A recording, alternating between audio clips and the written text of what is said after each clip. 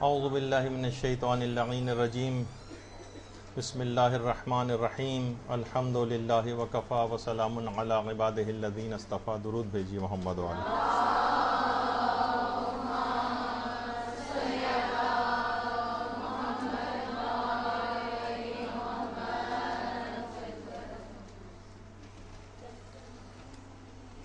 آج ایک ایسے موضوع کا انتخاب کیا ہے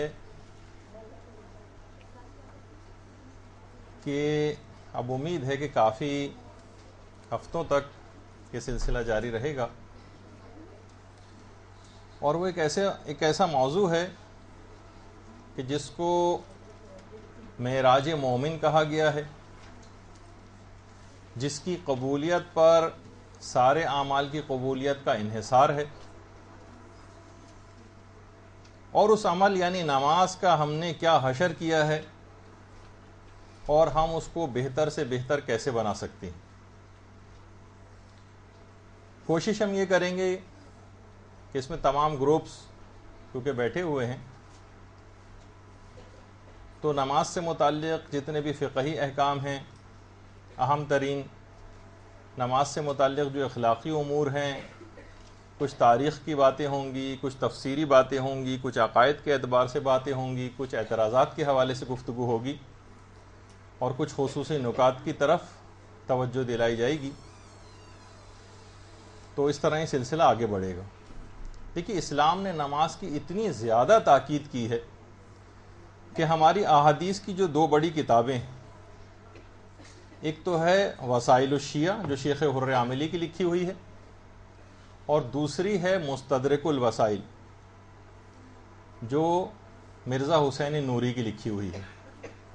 مرزا حسین نوری کی جو مستدرک الوسائل لکھی ہوئی ہے. اچھا، مجموعی تعداد اگر ان احادیث کی دیکھی جائے ان دونوں کتابوں میں تو وہ تقریباً 60,000 بنتی ہے. یہاں سے بند کر دیں، پیچھے سے آئیں، جس کو بھی آنا ہے لاک کر دیجیے اس کو. یہاں سے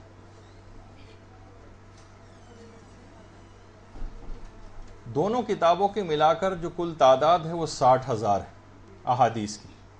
ان 60,000 میں سے 20,000 جو احادیث ہیں وہ فقط اور فقط نماز سے متعلق ہیں. 20,000 احادیث نماز. تو اس سے پتہ یہ چلتا ہے کہ تقریباً 1/3 حصہ ان کتب احادیث کا نماز سے متعلق ہے.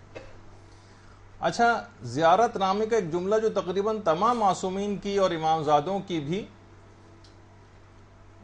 زیارات میں ملتا ہے، وہ اس سے بھی نماز کی اہمیت واضح ہوتی ہے کہ اشہد انک قد اقمت الصلاۃ، میں گواہی دیتا ہوں کہ آپ نے نماز کو قائم کیا ہے. یعنی اتنی اہم بات ہے کہ زیارات تک کے اندر یہ جملہ آیا ہے. اور آقا محسن قرطی فرماتے ہیں کہ میں نے رسول و ائمہ اور تمام امامزادوں کی شخصیت پر پوری تحقیق کی ہے، اور ان کی زیارات کے سلسلے میں بھی تحقیق کی ہے، اور تقریباً ہر زیارات میں یہ جملہ ضرور بالضرور آتا ہے، اشہد انک قد اقمت الصلاۃ. اتنی اہم ترین چیز ہے. اچھا، قرآن میں بھی اگر ہم دیکھیں تو خمس سے متعلق فقط ایک آیت ہے، روزے سے متعلق 13 آیتیں ہیں، حج سے متعلق تقریباً 18 آیتیں ہیں، زکوٰۃ کے متعلق 33 آیتیں ہیں، اور نماز کے متعلق 122 آیات ہیں، بلکہ 122 سے زائد آیات ہیں. اور ان میں مختلف احکامات اور مختلف جو مسائل ہیں ان آیات کے اندر وہ پروردگار عالم نے نازل فرمائیں. اور ہمارے چھٹے امام جعفر صادق علیہ الصلوۃ والسلام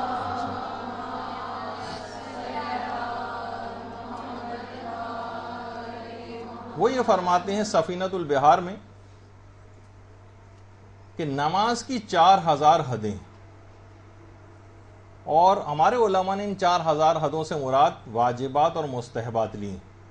یہی وجہ ہے کہ ہمارے بہت بڑے عالم شہید اول محمد ابن جمال الدین مکی جن کا نام تھا، انہوں نے 2 کتابیں سلسلے میں لکھی ہیں. ایک الفیہ جس میں 1,000 واجبات نماز تحریر کی ہیں، اور دوسری نفلیہ جس میں 3,000 مستحبات نماز کا تذکرہ کیا. 1000 واجبات اور 3000 مستحبات کا. اور کتنی کتابیں اس متعلق لکھی گئی ہیں جس میں اسرار الصلاۃ یعنی نماز کے اسرار کے اوپر گفتگو ہوئی ہے. شہید ثانی کی بہت مشہور ہے جو اردو ترجمہ بھی ہو چکی ہے. اس کے علاوہ امام خمینی کے استاد عرفانی جو جواد ملکی تبریزی، ان کی ایک کتاب ہے اسرار الصلاۃ. پھر امام خمینی کی اپنی آداب نماز کے نام سے ترجمہ ہو چکی ہے. تو بہت ساری کتابیں اس سلسلے میں پہلے سے موجود ہیں. اچھا، علماء ایک چیز اور اس سلسلے میں فرماتے ہیں کہ نماز کو ایک دانشگاہ یا یونیورسٹی سے تشبیہ دی گئی کہ نماز میں اصل میں معنویت بھی ہے، اس میں اخلاق بھی ہے، اس میں علم و معرفت کے خزانے بھی ہیں، اور جس طرح کی یونیورسٹی ہوتی ہے جس کے اندر تمام چیزیں موجود ہوتی ہیں. اور علماء نے ایک مثال دی کہ یونیورسٹی اصل میں کوئی بھی 5 چیزوں کے اوپر مشتمل ہوتی ہے. اس کے بنیادی اجزاء 5 ہوتے ہیں. ایک تو کوئی ایک عمارت ہونی چاہیے اس کی، اس کا کوئی استاد ہونا چاہیے، اس کا کوئی پروگرام یا سلیبس ہونا چاہیے. اس کے علاوہ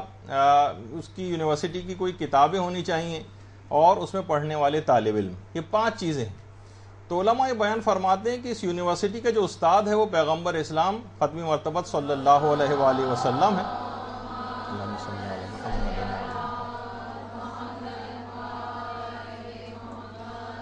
اور اس کی جو کتاب ہے وہ قرآن مجید ہے، اور اس کے جو احکام و مسائل جو ہیں وہ اس کا سلیبس ہے جو رسالہ عملیہ کی صورت میں ہمارے پاس ہے. اور پوری دنیا کے جو مومنین ہیں وہ اس کے شاگرد ہیں. اور اس کی جو عمارت ہے وہ مسجد ہے. اس طرح سے اس کے پورے اجزاء یہ 5 کسی بھی یونیورسٹی کے ہوتے ہیں جو سارے کے سارے نماز میں پائے جاتے ہیں. آج کل مسئلہ یہ ہے کہ نماز کی جتنی بے توقیری ہو گئی کہ ہمارے بزرگوں نے بھی اس سلسلے میں کہنا سننا بالکل بند کر دیا ہے. یہاں تک کہ میں روایات میں ملتا ہے کہ پیغمبر اسلام کے ایک صحابی حضرت ابو سعید خدری بیان فرماتے ہیں کہ جب سورہ طٰہٰ کی آیت نمبر 132 نازل ہوئی، وَأْمُرْ أَهْلَكَ بِالصَّلَاةِ،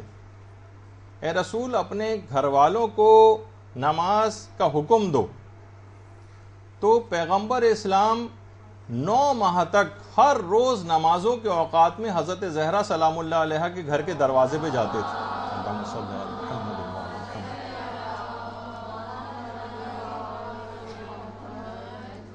اور حضرت زہرا کے گھر کے دروازے پر جا کر کہتے تھے الصلاۃ رحمکم اللہ، یہ کہتے تھے. اور بار بار اس لحاظ سے 9 ماہ تک پیغمبر مسلسل نمازوں کے اوقات میں جاتے رہے. یعنی وہ گھرانہ کہ جس نے پوری دنیا کو نماز پڑھنا سکھایا ہے، لیکن پیغمبر اتنی زیادہ اس بات کی تاکید تھی کہ پیغمبر پھر بھی نماز کا آ کر حکم دیتے تھے. یہ الگ بات ہے کہ یہی وہ دروازہ تھا جو کچھ ہی عرصے بعد ظالموں نے اس کو آگ لگائی، اور اس کے بعد تاریخ کا ایک ظلم و ستم کا ایک باب یہاں سے رقم ہوا. اور پیغمبر اس کے فوراً بعد جب یہ جملہ کہتے تھے نماز کے سلسلے میں، اس کے بعد پیغمبر اسلام آیت تطہیر کی تلاوت کرتے تھے کہ انما یرید اللہ لیذھب عنکم الرجس اہل البیت ویطہرکم تطہیرا.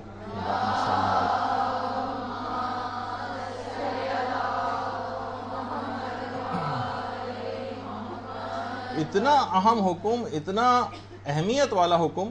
جسے کہا جاتا ہے کہ انسانی خلقت کا جو سب سے پہلا حکم تھا وہ سجدہ تھا، سب سے پہلا حکم. اچھا، پہلے زمانوں میں ہم دیکھتے ہیں کہ امیر ہوتے تھے، غریب ہوتے تھے، خواہ کمزور ہوتے تھے یا معذور یا صحت مند، بوڑھے ہوتے تھے یا جوان، بچے ہوتے تھے یا بزرگ، سب میں نماز کا ایک یکساں شوق پایا جاتا تھا. یعنی ذوق و شوق میں تقریباً سب برابر ہوا کرتے تھے.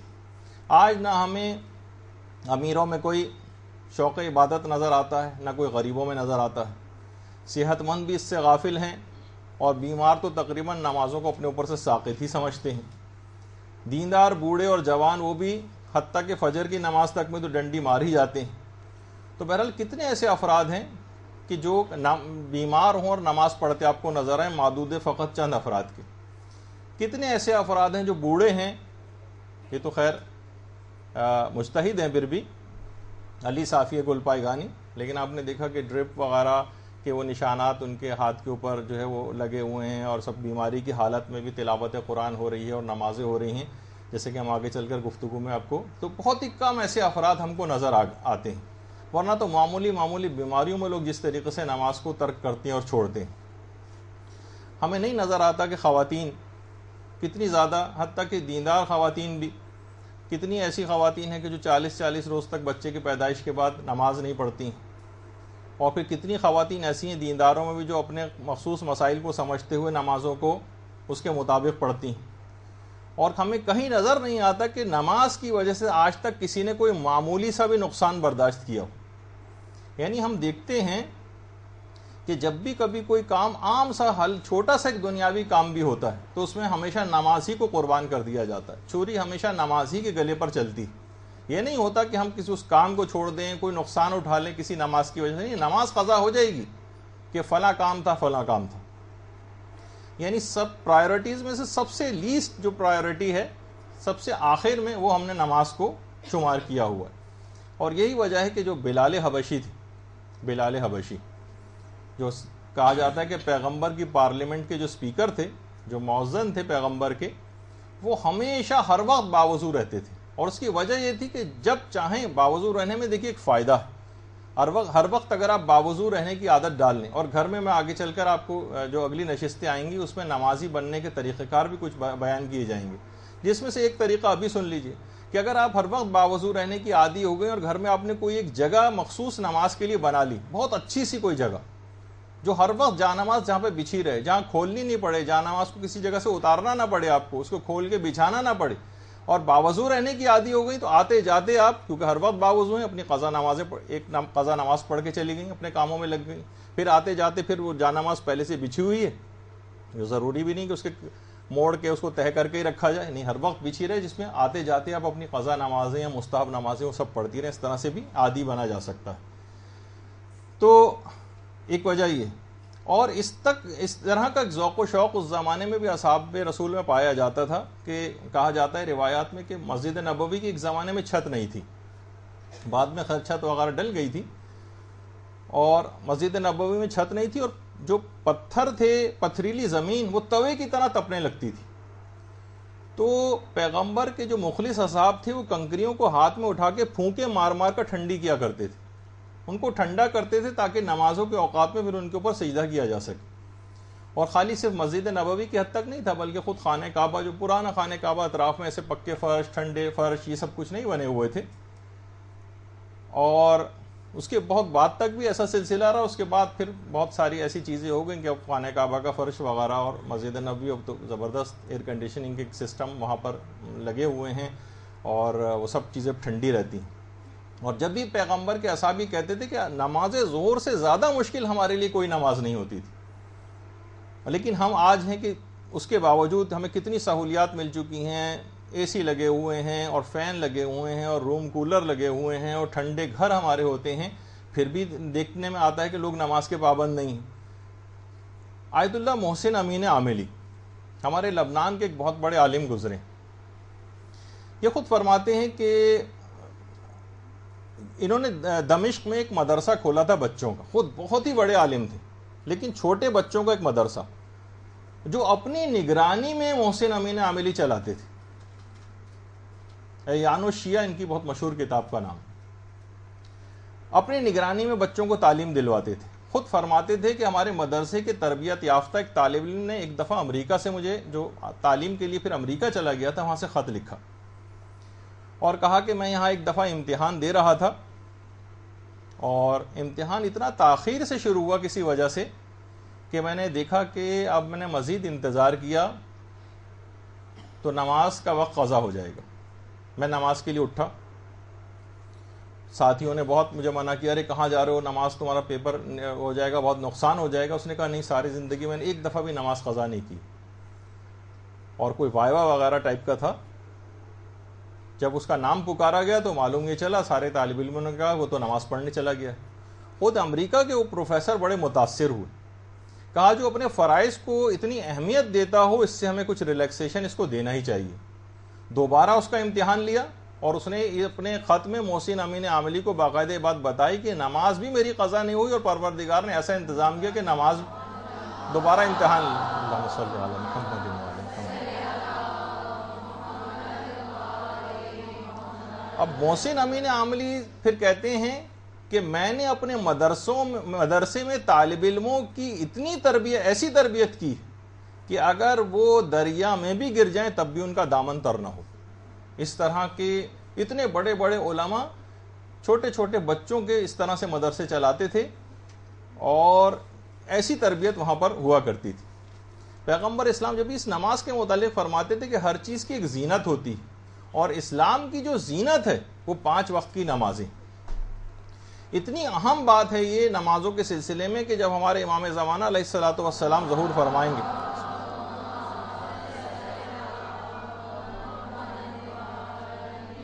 تو وہ مسجد الحرام میں اعلان کرنے سے پہلے 2 رکعت نماز ادا کریں گے مقام ابراہیم کے پیچھے، پھر اپنے ظہور کا اعلان کریں گے. اتنی اہم ترین بات ہے نمازوں سے اس انداز سے مدد لینا. تو لہٰذا جب تک یہ سانسیں چل رہی ہیں نمازوں کی آپ حفاظت کریں. اور یہی وجہ ہے کہ پیغمبر اسلام نے ایک بات اور جملہ ارشاد فرمایا تھا کہ روزانہ ایک فرشتہ قبرستان میں کھڑے ہو کر ایک اعلان کرتا ہے، قبروں کے درمیان میں کھڑے ہو کر ایک اعلان کرتا ہے، مردوں سے مخاطب ہوتا ہے اور کہتا ہے کہ تم کس طرح کے بندے ہونے کی آرزو کرتے ہو مرنے والوں، تمہاری آرزو کیا ہے؟ تو مردے کہتے ہیں کہ ہم اہل مساجد کی طرح بننا چاہتے ہیں کہ وہ نمازیں پڑھتے ہیں، وہ روزے رکھتے ہیں اور ہم ایسے کام انجام نہیں دے سکتے. یعنی باقاعدہ وہ مردے افسوس کا اظہار کرتے ہیں کہ ہمارے پاس وہ فرصت اور وہ لمحات ہم نے ہاتھ سے کھو دیے ہیں. مستدرک الوسائل کی روایت، ہم نے وہ فرصت کے لمحات اپنے ہاتھ سے کھو دیے ہیں جو کہ ہم نمازیں پڑھنے میں صرف کر سکتے تھے. سانسیں چل رہی ہیں، اب یہ قلم جو ہے وہ حرکت میں ہے. اس سے پہلے کہ یہ ڈور ٹوٹ جائے اپنی نمازوں کی انسان کو چاہیے کہ حفاظت کرے، ورنہ کافی افسوس ملتا رہ جائے گا. اور قبرستان کے مکین بلند آواز سے چیخ چیخ کر یہ بات کہتے ہیں کہ وہ ٹائم ہم سے نکل گیا جس میں ہم ان عبادات کو انجام دے سکتے تھے. اس کی معرفت مرنے کے بعد ہی کسی طرح سے ہو سکے گی. اور روایات میں یہ بات آئی ہے، دیکھیے ہمیں بہت ساری چیزوں کی اس کی معرفت کا احساس نہیں. یہ جو آپ وضو کرتی ہیں نا، جو آپ وضو کرتی ہیں، روایات میں ملتا ہے کہ وہ جو وضو کے پانی جو نیچے گرتا ہے اس سے فرشتے تخلیق ہوتے ہیں. یہ جو پانی نیچے گر رہا ہے آپ کے وضو کا، اس سے فرشتے جو ہے وہ خلق کیے جا رہے ہیں اور یہ آپ کے اعمال صالحہ کی وجہ سے کن فیکون ہو جاتے ہیں. یعنی خود بخود ان کے اندر ایک صلاحیت تخلیق کی پیدا ہو جاتی ہے آپ کے اندر کہ آپ یہ جو وضو کر رہی ہیں گویا فرشتے تخلیق کر رہی ہیں. اور اس کے بعد پھر وہ قیامت تک جو ذکر خدا کریں گے اور استغفار کریں گے وہ آپ کے نامہ اعمال میں اس سب کا ثواب لکھا جائے گا. اسی طریقے سے جو حور و غلماں ہوتے ہیں، یہ بھی روایات میں ملتا ہے کہ آپ کی عبادت اور اطاعت کی وجہ سے وہ حور و غلماں تخلیق پاتے ہیں.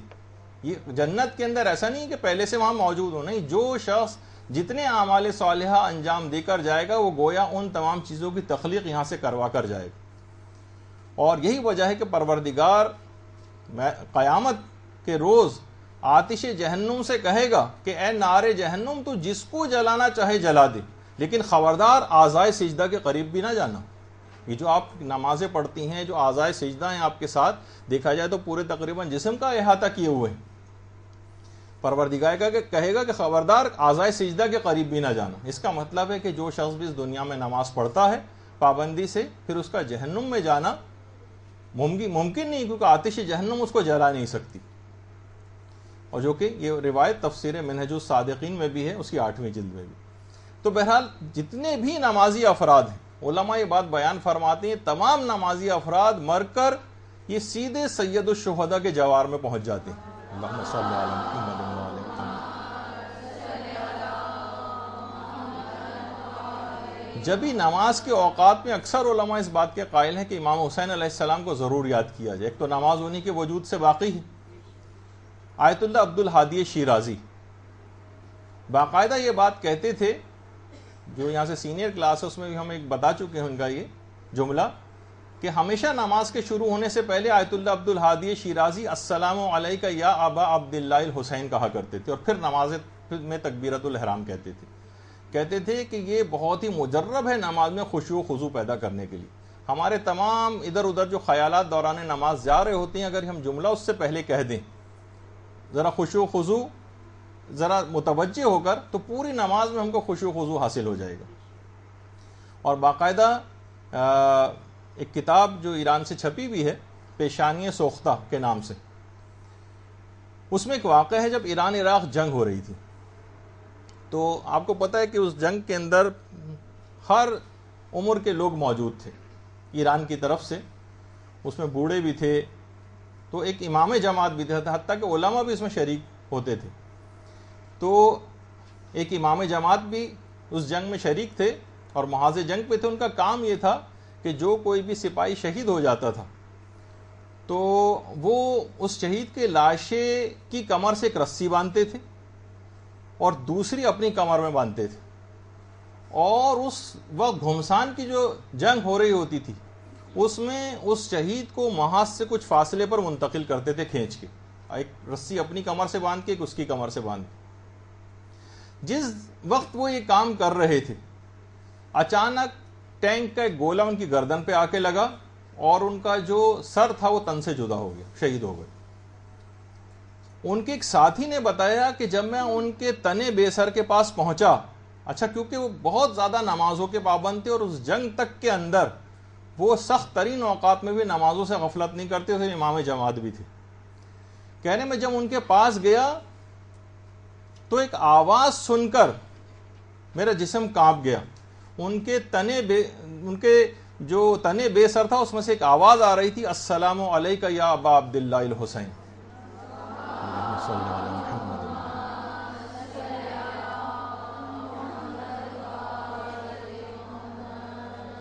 اتنی سخت ترین، اور وجہ کیا تھی؟ سخت ترین اوقات میں بھی سید الشہداء کو بہت یاد کرتے تھے، یہاں تک کہ سر جسم سے بھی الگ ہو گیا، تب بھی اس میں سے جس طریقے سے امام حسین سورہ کہف کی تلاوت کر رہے تھے نوکے نیزہ پہ، ویسے ہی ان کے چاہنے اور ماننے والوں کا بھی ہم کو تاریخ کے اندر اس انداز سے طریقہ ملتا۔ نماز کی حد سے زیادہ پابندی، اور باقاعدہ نماز در اسارت کے نام سے کتاب ایران کے اندر لکھی گئی ہے، تو اس میں عراقی قید کے اندر جو ایرانی قیدی تھے وہ خود اس میں ایک مومن تھے، ایک قیدی حمید حکیم نام تھا ان کا۔ وہ یہ بیان کرتے ہیں کہ ہم دیکھتے تھے کہ بہت سے ایرانی قیدی ایسے تھے کہ وہ نمازوں اور سجدوں کی کثرت کی وجہ سے ان کو اتنا مارا جاتا تھا، قید خانے میں اتنا مارا جاتا تھا کہ ان کی کمر سیاہ ہو جاتی تھی اور وہ بے ہوش ہو کر گر جاتے تھے۔ اور یہ سارے کا سارا عشق نماز انہوں نے پیغمبر اسلام اور ائمہ معصومین سے حاصل کیا تھا۔ دیکھیے پیغمبر اسلام جس نماز کو اپنی آنکھوں کی ٹھنڈک کہتے تھے،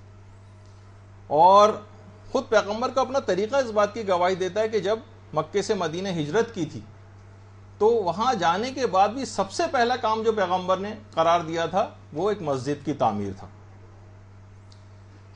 اور خود پیغمبر یہ جملہ ارشاد فرماتے ہیں جو بے نمازی افراد کو باقاعدہ سنانا چاہیے۔ پیغمبر فرماتے ہیں جو شخص بھی فجر کی نماز ادا نہیں کرتا قرآن اس سے بیزار ہو جاتا ہے، جو ظہر کی نماز ادا نہیں کرتا تمام انبیاء اس سے نفرت کرنے لگتے ہیں، جو مغرب کی نماز یعنی ظہر اثر تقریباً دونوں نمازیں اس میں آ گئے، جو مغرب کی نماز انجام نہیں دیتا دین اسلام بھی اس سے بیزار ہو جاتا ہے، اور جو عشاء کی نماز بھی نہیں پڑھتا پھر خدا بھی اس سے بیزار ہو جاتا ہے۔ یعنی ایک دن میں جو 5 نمازوں کا اس انداز سے تارک ہوا تو قرآن بیزار ہو گیا، انبیاء نفرت کرنے لگے، اسلام بیزار ہو گیا، یہاں تک کہ پروردگار عالم بھی بیزار ہو گیا، اور جو پوری زندگی اس انداز سے گزارے خود سوچیے کہ اس کا کیا بنے گا آخرت۔ اور یہی وجہ ہے کہ پیغمبر اسلام جب بھی رستہ طے کرتے تھے اور سفر میں ہوتے تھے، ہر منزل پر مستحبات میں سے بھی یہ سفر کے جو مستحبات ہیں کہ ہر منزل پر 2 رکعت نماز کے لیے رکتے تھے، اور کہتے تھے کہ یہ نماز قیامت کے دن گواہی دے گی پڑھنے والے کے لیے۔ یہی وجہ ہے کہ انہی پیغمبر اور معصومین کے غلاموں میں سے غلام امام خمینی جس وقت جلا وطن ہوئے تھے اور فرانس پہنچے تھے، تو فرانس میں پہنچنے کے بعد سب سے پہلی بات جو پوچھی تھی انہوں نے، داخل ہوتے جو پہلا سوال کیا تھا قبلہ کدھر ہے، قبلہ کہاں ہے، مجھے نماز پڑھنی، اور اس کے بعد پھر نماز وغیرہ جو ہے وہ ادا کی۔ اور جب بھی ہمارے جو 5ویں امام محمد باقر علیہ الصلوۃ والسلام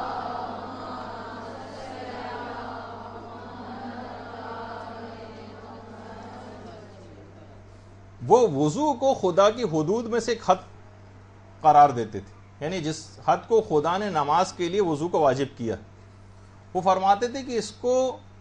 اس وجہ سے پروردگار نے واجب کیا ہے تاکہ یہ معلوم چل جائے کہ کون شخص ہے جو خدا کی اطاعت کرتا ہے اور کون شخص ایسا ہے جو خدا کی معصیت اور نافرمانی کرتا ہے۔ اور دیکھیں کہ اس کے بعد ہم اپنے حال کو دیکھتے ہیں کہ ہم نے ان نمازوں کا کیا حال کر دیا۔ اور خود امام خمینی یہ جملہ ارشاد فرماتے تھے کہ اسلام میں کوئی بھی عبادت نماز سے بالاتر نہیں، اور پھر بھی حیرت ہے کہ لوگ اتنے بالاتر فریضے کو کس طرح سے سستی اور کاہلی کر کے نظر انداز کرتے ہیں۔ وہ خود فرماتے تھے ویسے تو تقریباً ہر صنف کے اندر اس قسم کے افراد پائے جاتے ہیں، لیکن جو خطاب امام خمینی نے کیا تھا، کہنے لگے وکیل اور جج حضرات جو نماز نہیں پڑھتے ہیں، ان کے پاس نماز پڑھنے کا ٹائم نہیں ہوتا، جب ان سے کہتے ہیں کہ بھائی آپ نماز کیوں نہیں پڑھتے ہیں، تو وہ وکیل اور جج حضرات یہ کہتے ہیں کہ بھائی کیا کریں، ہمیں فائلیں دیکھنا ہے جا کر۔ امام خمینی فرماتے تھے فائلیں کن افراد کی دیکھنی ہے؟ بے نمازیوں اور مجرموں کی فائلیں دیکھنی ہے، اس وجہ سے اپنی نمازیں قضا کر رہے ہیں۔ تو جبکہ جو نماز ہے، نماز گناہوں کو معاف کرواتی۔ تفسیر المیزان کی جو 11ویں جلد ہے، اس میں امیر المومنین علی ابن ابی طالب علیہ الصلوۃ والسلام ارشاد فرماتے ہیں، اللہم صلی علی محمد،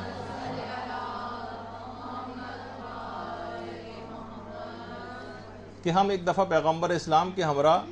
مسجد نبوی میں بیٹھے ہوئے تھے اور نماز کے وقت کا انتظار کر رہے تھے، نماز کے وقت کا انتظار۔ اچانک سے ہم نے دیکھا کہ ایک شخص مسجد نبوی میں داخل ہوا اور پیغمبر اسلام کے پاس آیا اور کہنے لگا یا رسول اللہ، میں گناہ کا مرتکب ہوا ہوں، مجھے اس گناہ کا جبران بتائیے، کمپنسیشن بتائیے کہ میں کیا کروں۔ پیغمبر اسلام ملتفت ہی نہیں ہوا اس شخص کی طرف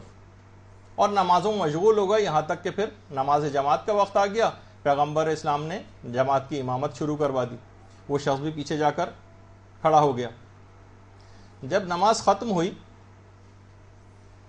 تو وہ شخص پیغمبر اسلام کے پاس پھر آیا اور آ کر اپنا سوال دہرایا کہ یا رسول اللہ، مجھ سے گناہ ہو گیا، اس کا جبران بتائیے۔ پیغمبر اسلام نے جواب دیا کیا تو نے ہمارے ساتھ ہمارے پیچھے نماز جماعت نہیں پڑھی؟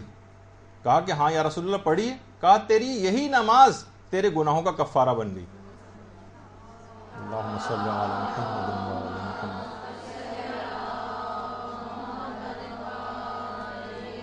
یعنی آپ نمازیں پڑھتے جائیے، ظاہر ہے کوئی بھی شخص معصوم نہیں ہے، گناہ اس سے ہوتے جاتے ہیں، لیکن ساتھ ساتھ آپ کے تمام گناہ بھی معاف ہوتے چلے جائیں گے۔ اپنے طور پر گناہوں سے پرہیز کرنا ہے، لیکن اس کے باوجود بھی اگر پھر بھی گناہ ہو جاتے ہیں تو یہ نمازیں اس کو معاف کرواتی رہتی ہیں۔ یہی وجہ ہے کہ مستدرک الوسائل جو ہماری بڑی مشہور کتاب ہے، اس کی 15ویں جلد میں پیغمبر اسلام سے مروی ایک روایت ہے کہ نماز ملک الموت یعنی حضرت اسرائیل کے نزدیک نماز گزار کی شفیع واقع ہوتی، یعنی یہ شفاعت کرے گی جس وقت حضرت اسرائیل آئیں گے یا ملک الموت آئے گا اور روح قبض کرنے کے لیے ہمارے اور آپ کے پاس، اس وقت یہ نماز آ کر آپ کے شفیع بن جائے گی، آپ کی شفاعت کرے گی، آپ کو نرمی دلوائے گی، تمام سختیاں اس وقت دور کروا دے گی۔ اور یہی وجہ ہے کہ آئمہ بڑے تو چھوڑیے، چھوٹوں کو بھی اس حد تک نماز پڑھنے کی تاکید فرماتے تھے کہ وسائل الشیعہ میں باقاعدہ ہمارے 8ویں امام امام علی رضا علیہ الصلوۃ والسلام، اللہم صلی علی محمد وعلی محمد، ہم دیکھتے ہیں کہ 80 سال کے بوڑھے نماز کے پابند نہیں ہو پاتے کہ امام کی خدمت میں ایک 8 سال کا ایک بچہ آیا کہ جو 1 یا 2 روز سے جس نے نماز نہیں پڑھی تھی، تو امام نے عذراہ تعجب پوچھا سبحان اللہ، وہ 8 سال کا ہو گیا اور پھر بھی نماز کو ترک کرتا ہے؟ یعنی 8 سال کے بچے کے متعلق بھی امام نے اس انداز سے جملے کہے۔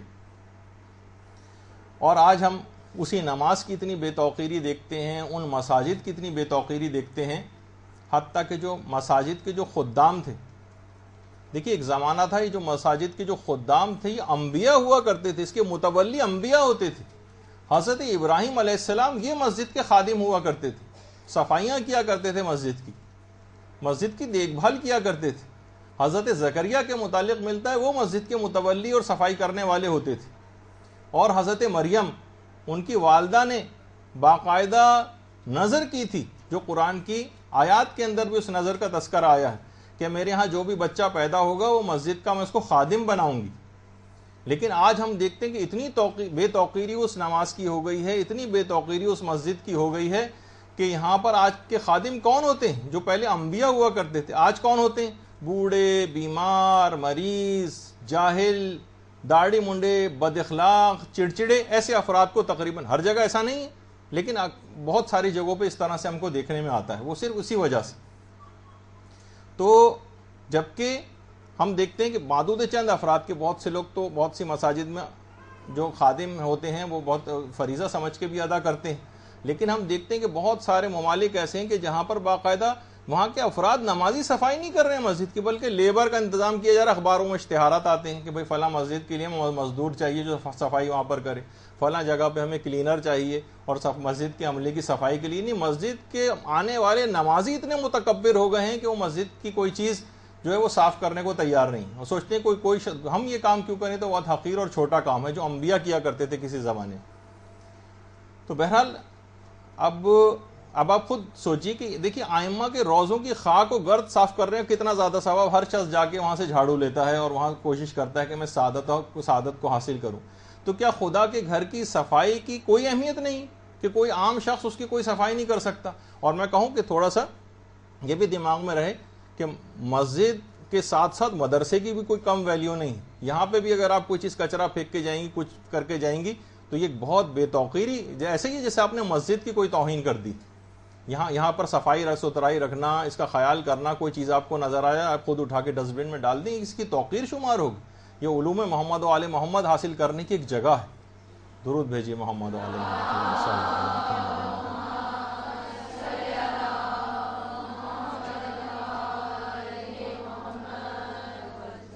تو بہرحال ہم نے یہ دیکھا کہ بہت ساری ایسی جگہ ہیں، خاص طور پر بتائیے خانہ کعبہ، مسجد بیت الحرام،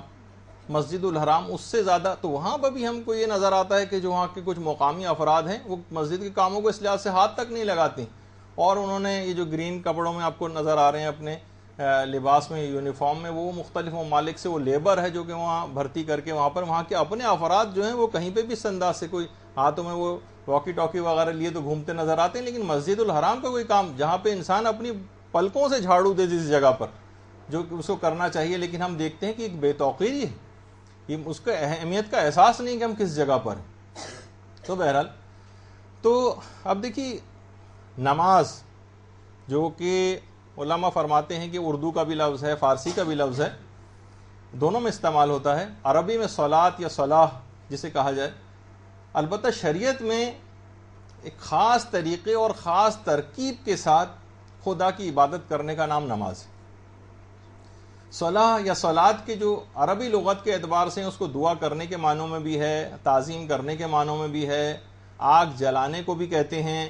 آگ میں جانے کو بھی کہتے ہیں، آگ پر گرم کر کے کسی ٹیڑھی میڑھی چیز کو سیدھا کرنے کے لیے بھی کہتے ہیں. دیکھیے عربی زبان کا قاعدہ ہے کہ کسی بھی لفظ کے لغوی اور شرعی معنوں میں مناسبت ضرور ہونی چاہیے. یعنی جس قدر صلاح یا صلاۃ کے لغوی معنی وہ سب کے سب شرعی اعتبار سے خود نماز کے عمل میں ہی وہ تمام معنی موجود ہیں. یعنی نماز اپنے لیے، اپنے والدین کے لیے، اپنے عزیز و اقارب کے لیے، تمام مومنوں و مومنات کے لیے ایک دعا بھی ہے. صلاح معنی دعا. نماز کے ذریعے ہمارے عشق الہی کی جو آگ ہے وہ ہمارے سینوں میں بھڑکنے لگتی ہے، اس لحاظ سے آگ جلانے کے معنوں میں بھی. نمازی کے گناہ کا جل کر خاک ہونا بھی روایات سے ثابت ہے، اس لحاظ سے وہ بھی چیز اس میں پائی جاتی ہے. اور نمازی کے ٹیڑھے میڑے اور برے اخلاق کا درست ہونا بھی نماز سے ثابت ہے. اس لحاظ سے بھی جب بھی جو کہ پروردگار عالم نے بھی ارشاد فرمایا ہے کہ ان الصلاۃ تنہی عن الفحشاء والمنکر، تو نماز بے حیائی اور بری باتوں سے روکتی. دیکھیں وہ علماء کے جو کہ واقف ہیں نماز کی اہمیت سے، جیسے ایک ہمارے آیت اللہ گزرے ہیں، آیت اللہ مرزا جواد آقا تہرانی، انہوں نے باقاعدہ وصیت کر کے گئے تھے.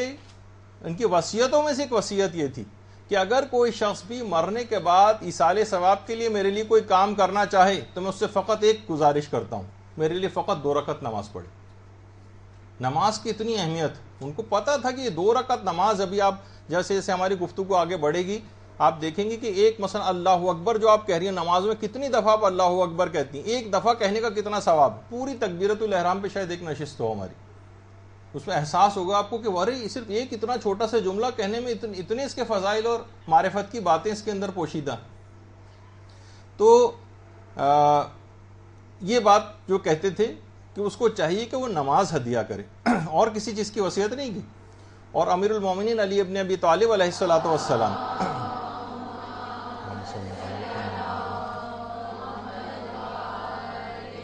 جب بھی بیت المال تقسیم کر کے خالی کرتے تھے تو 2 رکعت نماز پڑھتے تھے، اور کہتے تھے اے زمین گواہ رہنا، 2 رکعت نماز پڑھنے کے بعد اے زمین گواہ رہنا کہ میں نے حق و انصاف سے ہی اس تجھے بھرا تھا، یعنی بیت المال کی زمین کو، اور میں نے حق و انصاف کے ساتھ ہی تجھ کو خالی کیا۔ لیکن اس طرح نہیں کہ فقط یہ پہلے 2 رکعت نماز اور اس کے بعد یہ جملہ کہتے تھے۔ اور ایک بڑی عجیب و غریب بات بے نمازی افراد کے حوالے سے ہمارے چھٹے امام امام جعفر صادق علیہ الصلوۃ والسلام نے فرمایا، اللہم صلی اللہ علیہ وسلم، کہ جو افراد نماز نہیں پڑھتے وہ نماز گزاروں کے وجود کی برکت سے زندہ ہیں اور رزق پاتے ہیں۔ یہ مت سوچیں یہ لوگ کہ یہ انہوں نے نماز کو اگر قضا کیا ہوا ہے اور یہ جو نماز چھوڑ کے انہوں نے بڑے بزنس حاصل کر لیا ہے اور نماز چھوڑ کے یہ بڑے جو ہے ترقی کے منازل طے کر رہے ہیں اور خوب پیسہ کما رہے ہیں، نہیں، یہ اگر کما بھی رہے ہیں، کچھ حاصل بھی ہو رہا ہے، رزق اور زندگی بھی اگر یہ پا رہے ہیں تو نماز گزاروں کی وجہ سے۔ تو آپ نے دیکھا کہ کتنی اہم، اس کو معمولی چیز نہیں ہے۔ اور یہاں تک چھٹے امام نے یہ جملہ بھی ارشاد فرمایا کہ اگر تمام شیعہ خدا نہ خواستہ نماز کو ترک کرنے میں متحد ہو جائیں اور سب کے سب تارک الصلاۃ ہو جائیں تو سب لوگ ہلاک ہو جائیں گے، یعنی مومنین جو ہمارے نماز پڑھ رہے ہیں اگر یہ اتحاد کر لیں خدا نہ خواستہ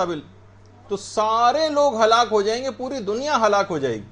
کیونکہ نماز گزاروں ہی کی وجہ سے دنیا قائم ہے، انہی سے لوگوں، ان کے وجود کی برکت سے لوگ رزق پاتے ہیں اور زندگی بھی پاتے ہیں۔ اور نماز کی معرفت دیکھیے حاصل کرنا یوں بھی بہت ضروری ہے کہ خود ہمارے 5ویں امام امام محمد باقر علیہ الصلوۃ والسلام، اللہم صلی علی محمد و علی محمد،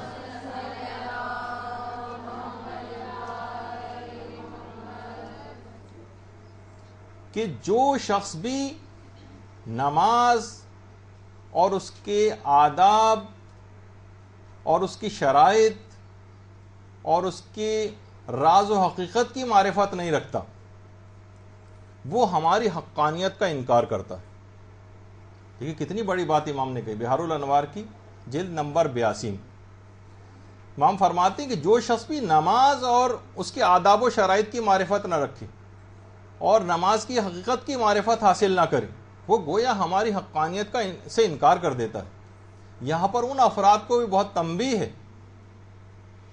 کہ وہ ماتمی حضرات، ویسے تو ہر شیعہ ماتمی ہوتا ہے لیکن میں اس ماتمی کا تذکرہ کر رہا ہوں کہ جو کہ نماز کو اپنے اوپر سے ساقط سمجھتا ہے، کہتا ہے مجھے کیا ضرورت ہے نماز وغیرہ پڑھنے کی، بس میرے لیے ماتم کافی۔ وہ خود بتائیے کہ ان کا یہ دعویٰ کہاں پر جائے گا، ان کے اس دعوے کی کیا حقیقت ہے اہل بیت کی محبت اور یا معرفت کی، کہ امام تو خود کہہ رہے ہیں کہ نماز کی معرفت نہ رکھنا خود ہماری حقانیت کا انکار کرنا، نماز کی معرفت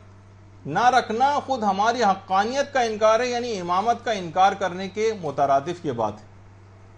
یہی وجہ ہے کہ شیخ جعفر شستری ہمارے کتنے بڑے عالم گزرے ہیں جن کی خصائص الحسینیہ کے نام سے اردو ترجمہ بھی ہوئی ہے کتاب خصائص الحسینیہ، شیخ جعفر شستری۔ یہ جو حدیث ملتی ہے نا آپ کو، کتنی زیادہ ایسے افراد کی مذمت آئی ہے جو نماز کو سبک سمجھتے ہیں، جو نماز کو اہمیت نہیں دیتے، جو نماز کو اہمیت نہیں دیتے، ان کی متعلق بہت زیادہ مذمت آئی۔ تو خود شیخ جعفر شستری فرماتے تھے کہ نماز کو سبک سمجھنا اس کی 5 وجوہات ہیں کہ انسان نماز کو اہمیت زیادہ نہیں دیتا۔ ان میں ایک درجہ یہ ہے کہ وہ شخص نماز ہی کو قبول کرنے سے انکار کر دے، یعنی نماز کا انکار کر دے وہ تو کافر ہو جاتا ہے۔ ایک نماز کو سبک سمجھنے کا انتہائی درجہ کافر ہو جانا ہے، نماز ہی کا کوئی شخص بالکل انکار کر دے، یہ پہلا درجہ ہے۔ اس کے بعد جو دوسرا درجہ ہے وہ یہ ہے کہ وہ قائل تو ہو نماز کا، ٹھیک ہے میں مانتا ہوں کہ نماز ہے، لیکن وہ شخص نماز کا تارک ہو جائے، پڑھے ہی نہیں نماز، یہ دوسرا درجہ ہے، اس کو بھی کہا جائے گا اس نے نماز کو سبک اور حقیر سمجھا۔ تیسری چیز جس میں اکثر مومنین شامل ہو جاتے ہیں، جو نہ تو مسائل نماز سے آگاہ ہوتے ہیں اور نہ ہی کوئی جاننے کی خواہش رکھتے ہیں، بس غلط سل جیسے بھی انہوں نے نماز سیکھ رکھی ہے اپنے تئیں، دیکھ دیکھ کے بس ویسے ہی ان کو کچھ بتایا بھی جائے تو فوراً انکار کر دیتے ہیں۔ تھوڑے سے آپ نماز کے مسائل بتائیں، کہتے ہیں کس چکر میں ہم کو ڈال دیا۔ وہ تمام افراد کہ جو نہ مسائل نماز سے آگاہ ہیں اور نہ ہی جاننے کی خواہش رکھتے ہیں، فرماتے ہیں کہ یہ تیسرا درجے کے اندر وہ بھی نماز کو سبک اور حقیر سمجھ رہے ہیں، حدیث کے مصداق میں وہ بھی شامل۔ اور چوتھی چیز کہ وہ شخص کے جو کہ نمازوں کو قضا کر کے پڑھتا ہو، یعنی وہ پڑھتا ہے نماز لیکن قضا کر کے پڑھتا ہے۔ اکثر بہت سارے افراد ایسے ہمیں ملتے ہیں کہ جو آفیسز کے اندر نماز نہیں پڑھتے، ٹائم ہو جاتا ہے پھر گھر میں آ کے ساری نمازوں کی قضا ایک ساتھ بیٹھ کے 1 گھنٹے تک رات کے وقت پڑھتے رہتے ہیں۔ تو قضا کر کے نمازوں کو پڑھنا، قضا کر کے نمازوں کو پڑھنا، یہ جو آپ نے پنکھے چلا دیے سے تھوڑی دیر میں اور گرمی ہو جائے گی۔ اچھا، قضا کر کے نمازوں کو پڑھنا یہ خود بھی سبک سمجھنے میں آتا ہے۔ اور پانچویں چیز کہ وہ قضا اس کی نمازیں بڑھتی چلی جائیں اور ان کو اتارنے کی کوئی فکر نہ کرے۔ ٹھیک ہے اب ہم نمازی ہو گئے، اب ہم پرہیزگار ہو گئے، لیکن پچھلے 25-30 سال کی نمازیں تو باقی ہیں۔ بعض اوقات یہ بھی ہوتا ہے ان کو اتارنے کی کسی کو کوئی فکر نہیں ہوتی پچھلی نمازوں کو، تو ایسا شخص بھی اس حدیث کے مصداق میں آ جاتا ہے کہ وہ نمازوں کو حقیر سمجھ رہا ہے۔ تو بہرحال دیکھیے یہ سب چیزیں ایسی ہیں کہ خود ہمارے پانچویں امام یہ جملہ ارشاد فرماتے ہیں امیر المومنین علیہ الصلوۃ والسلام کے لیے، اللہم صلی علی محمد وعلی محمد، کہ امیر المومنین کے پاس 500 خرمے کے درخت تھے، 500، اور وہ ہر خرمے کے درخت کے پاس کھڑے ہو کر 2 رکعت نماز پڑھتے تھے۔ یہ کتنی ایسی دیکھیے چیزیں ہمارے پاس، اللہ کی نعمتیں ہم کو حاصل ہوتی ہیں، اللہ کی نعمتیں ہم کو حاصل ہوتی ہیں، اور ہم کبھی ان کے شکرانے کے طور پر اگر ذرا سا بھی اپنے گھر میں آپ دیکھ کے اندازہ لگائیں کسی کے پاس کوئی بھی اچھی چیز ہے کہ پروردگار نے اس کو کیسی نعمت دی، کب اس کے شکرانے کے طور پر 2 رکعت نماز پڑھی، اور وہاں ہر 500 درخت میں ہر درخت کے پاس کھڑے ہو کر 2 رکعت نماز امیر المومنین پڑھا کرتے تھے۔ اور یہی وجہ ہے کہ رہبر معظم آیت اللہ خامنئی یہ جملہ ارشاد فرماتے ہیں کہ اگر ہر ملک اور ہر شہر کی جو برجستہ شخصیات ہیں کسی بھی علاقے کی، وہ اگر نماز کے سلسلے میں پیش قدمی کرتے ہوئے نظر آئیں تو تمام کے تمام لوگ نماز گزار بن جائیں، تمام لوگ، یعنی ان کو دیکھ کر، یعنی جو انجینئرس ہوں، ڈاکٹرس ہوں، بڑے پی ایچ ڈیز ہوں، پڑھے لکھے افراد ہوں، بڑے عہدوں کے اوپر فائز ہوں، حکومتی اعلیٰ عہدوں کے اوپر فائز ہوں، کسی آرگنائزیشن کا کوئی ہیڈ ہو، جو وہ اگر نماز پڑھ رہا ہوگا تو اس کی دیکھا دیکھی جو نیچے والے ہیں وہ سب کے سب نماز گزار بن جائیں گے۔ تو ہر علاقے کی جو برجستہ اس طرح کی شخصیات ہوتی ہیں ان کو چاہیے۔ خود رہبر معظم جب صدر ہوا کرتے تھے ایران کے، اس وقت بھی نماز کی کس حد تک ہر وقت باوضو رہنا، نماز پڑھنا بھی اور نماز کو پڑھانا بھی، تو خود بخود پورا ایران اس انداز سے اپنے رہبر کو دیکھتے ہوئے، وہاں کے علماء کی سیرت کو دیکھتے ہوئے کتنی بڑی تعداد میں لوگ خود بخود نمازی بنتے چلے گئے۔ امام خمینی علیہ الرحمہ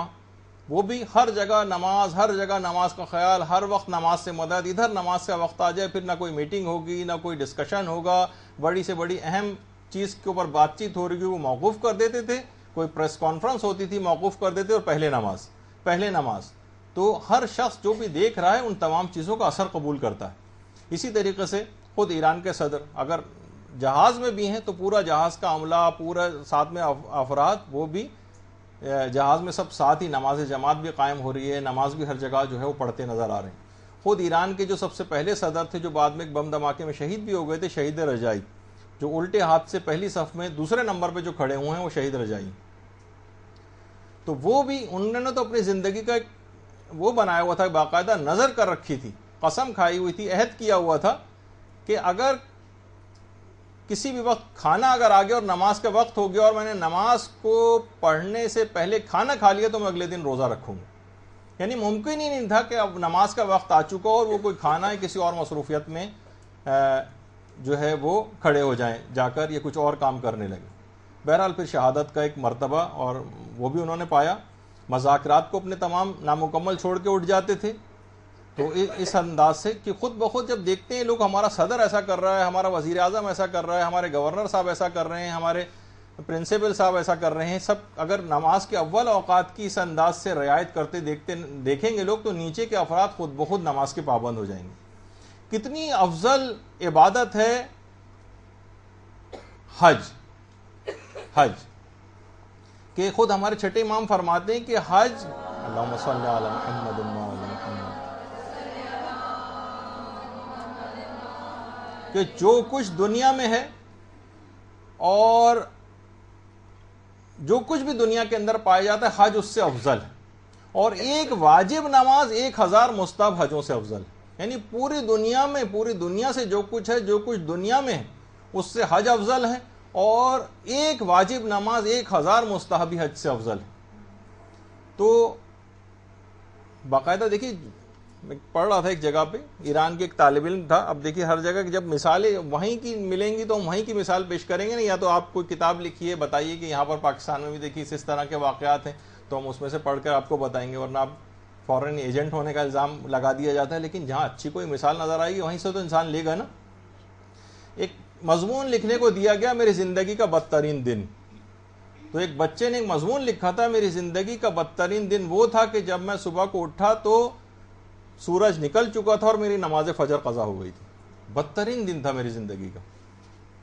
تو آپ خود بتائیے کہ بچوں کے لحاظ سے کتنی زیادہ اس کی آج کل کتنے زیادہ ہمارے پاس ہر وقت ای میلیں اور یہ اور وہ مدرسے کے ایڈریس کے اوپر سب چیزیں آتی رہتی ہیں. خواتین پریشان ہیں اپنے بچوں کو نماز کا عادی کیسے بنائیں, بچہ کوئی نماز سننے پر تیار نہیں ہوتا, بہت پریشان ہیں لوگ اس سلسلے. دیکھیے خود ابھی امام خمینی کا تذکرہ ہو رہا تھا, باقاعدہ ہر وقت, یعنی سوچیں مرجع لیول جو پوری دنیا کی طاقتوں سے ٹکر لیے ہوئے, لیکن کہیں پہ بھی کوئی بچہ نظر آتا تھا فوراً پوچھتے تھے بیٹا تم نے نماز پڑھی یا نہیں پڑھی. امام خمینی کی جو بہو تھی خانم طباطبائی ہیں, فرماتی ہیں کہ خود بچوں کو لے جا کر جانماز ان کے ہاتھ میں دیتے تھے کہ جاؤ وضو کرو اور نماز پڑھو. خود جانماز اٹھا کے ان کے ہاتھ میں دیتے تھے, اور کوئی بچہ ہوتا تھا اس کو نماز تھوڑی سی بھی دیر سے پڑھتے دیکھتے تھے تو جا کر اس کے پاس کہتے تھے کیا ہی اچھا ہوتا کہ تم اگر اول وقت نماز پڑھ لیتے. اور جو ان کے پوتے تھے, نواسے تھے, ان کا ایک نواسے جو خود چھوٹے تھے اور بعد میں تھوڑا سے نسبتاً جب بڑے ہوئے تھے, تو اس وقت کا بات بتا رہے ہیں کہ ایک دفعہ امام خمینی کمرے میں نماز پڑھ رہے تھے, تو میں ان کے پیچھے جا کر میں بھی کھڑا ہو گیا اور ان کے ساتھ ہی نماز شروع کر دی. بعد میں انہوں نے نماز کے ختم کرنے کے بعد مڑ کے دیکھا کہ میں ان کے پیچھے نماز پڑھ رہا تھا, تو بہت خوش ہوئے, اور اسی وقت اٹھ کر اپنی کچھ کتابیں جو ہیں وہ انہوں نے مجھے انعام میں تحفے کے طور پر دی. تو اب جیسے خود امام خمینی کی جو بھتیجی تھی مریم پسندیدہ, آیت اللہ پسندیدہ ان کے بھائی تھے, ان کی جو بیٹی مریم پسندیدہ, وہ فرماتی ہیں کہ ہم 9 سال کے تھے اور شام میں تھے. امام خمینی مختلف علاقوں میں جلا وطن رہے اور پوری فیملی کے ساتھ جلا وطن رہے. تو کہہ رہے ہیں کہ ایک جگہ پہ نماز جماعت امام خمینی پڑھا رہے تھے, ہم تمام گھر کے افراد بھی اس نماز جماعت میں شریک ہوتے تھے. تو میں اس وقت 9 سال کے کچھ قریبی کی تھی کہ میں نے نماز جماعت میں کوئی غلطی کی.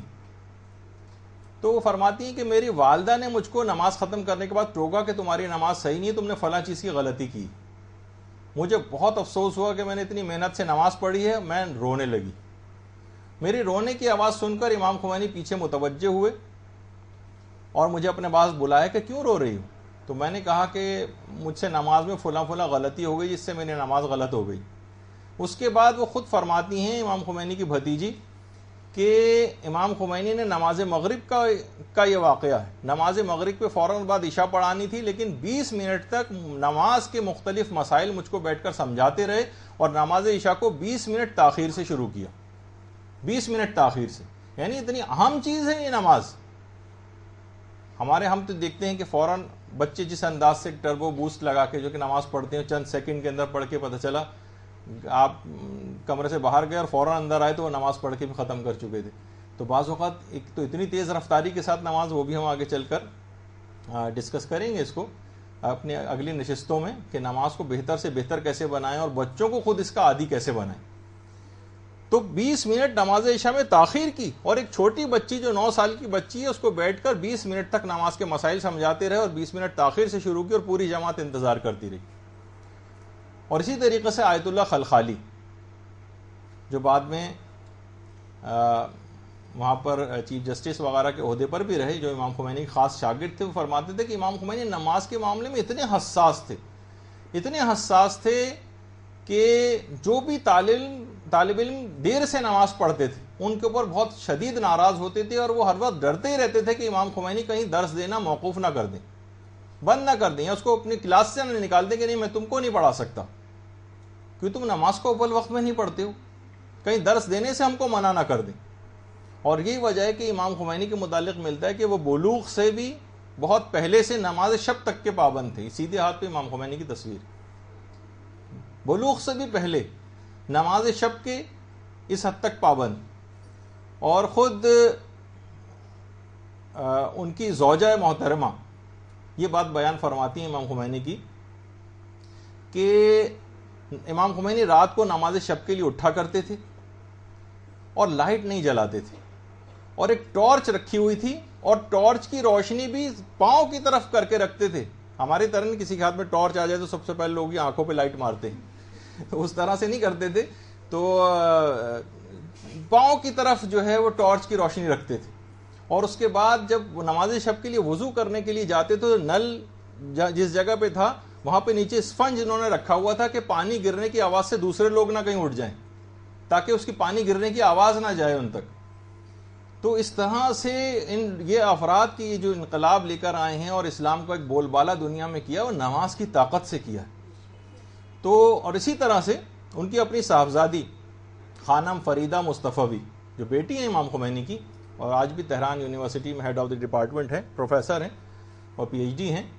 وہ خود یہ فرماتی ہیں کہ نماز ظہر سے آدھے گھنٹے پہلے وضو کر کے نماز سے پہلے دعاؤں میں اور اس میں مصروف ہو جاتے تھے، زیارات پڑھنے میں اور دعاؤں میں اور قرآن کی تلاوت میں۔ اور سردیوں میں جب فجر کے وقت اٹھتے تھے تو ہم سب کے لیے گرم پانی کا انتظام کرتے تھے اور اٹھا کر کہتے تھے میں نے تمہارے لیے پانی گرم کر دیا، اٹھو اور جا کر نماز پڑھو۔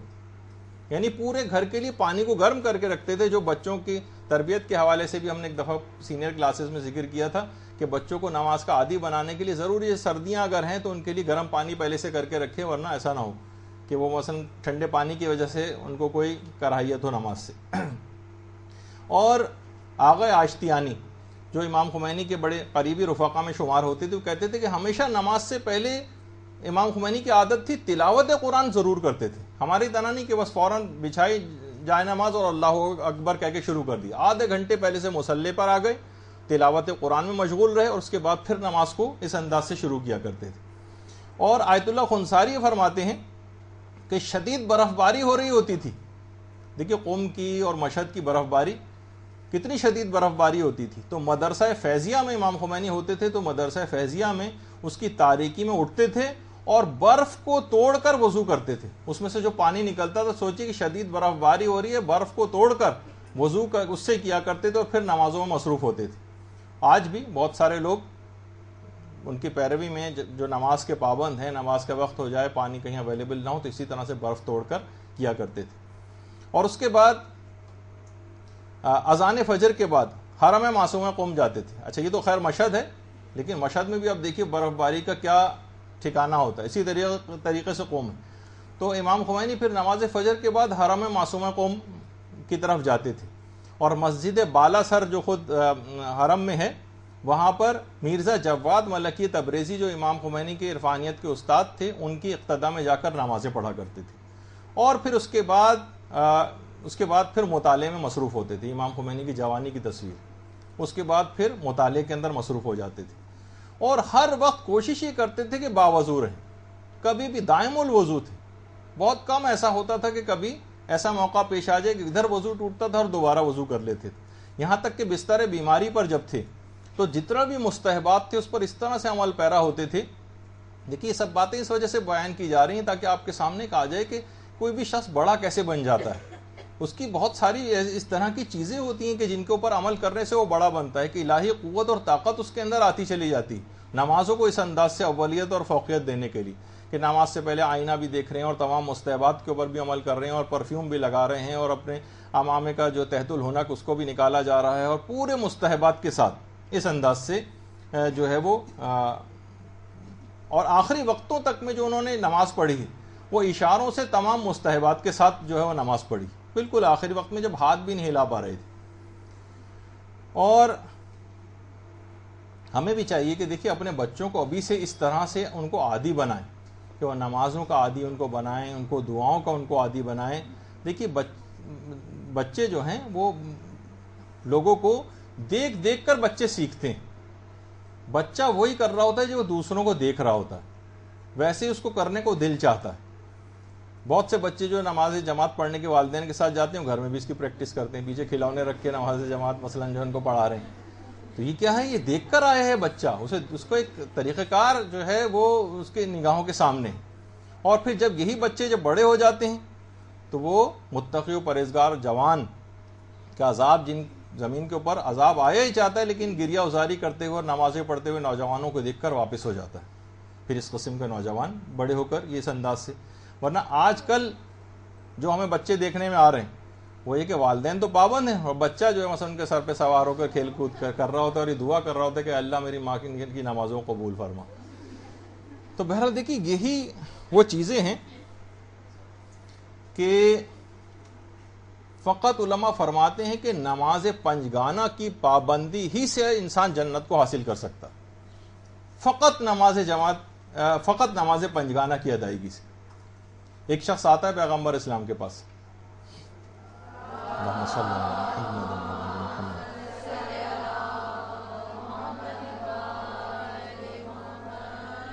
یا رسول اللہ کتنی نمازیں واجب ہیں مجھ پر؟ فرمایا 5۔ کہا کہ کیا اس کے علاوہ بھی، یعنی روزانہ میں کوئی اس کے علاوہ بھی کوئی اور نماز واجب ہے؟ پیغمبر نے کہا نہیں۔ اس شخص نے کہا خدا کی قسم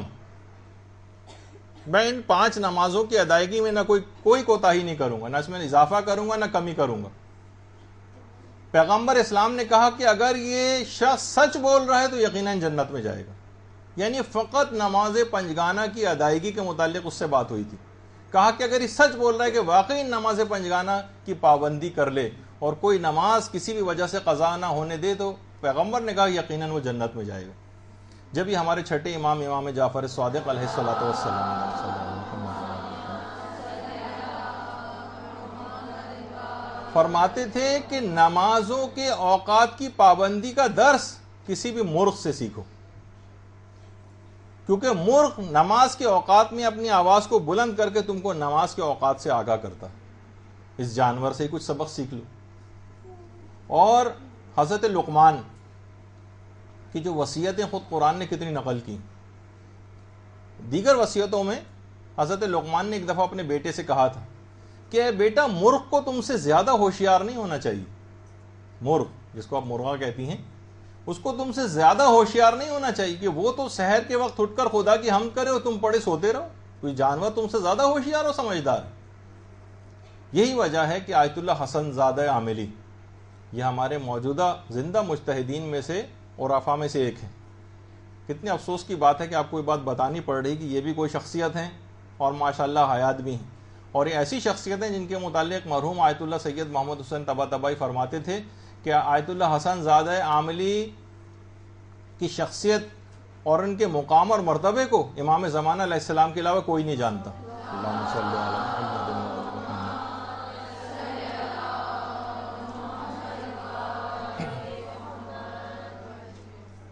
ایک جملہ آیت اللہ حسن زادہ عاملی فرماتے ہیں کہ الہی مرغ کے لیے تو سحر ہو اور حسن کے لیے نہ ہو۔ دیکھیے بڑا آہوزاری کرتے ہوئے عرفاء کی، الہی مرغ کے لیے تو سحر ہو اور حسن کے لیے سحر نہ ہو، اور چمگادڑ تو رات میں پرواز کرے اور حسن کے لیے پرواز نہ ہو۔ یعنی انسان واقعی سوچے کہ اپنے دن اور رات کو کس طرح سے عبادت الہی میں وہ گزار سکتا ہے۔ یہ جو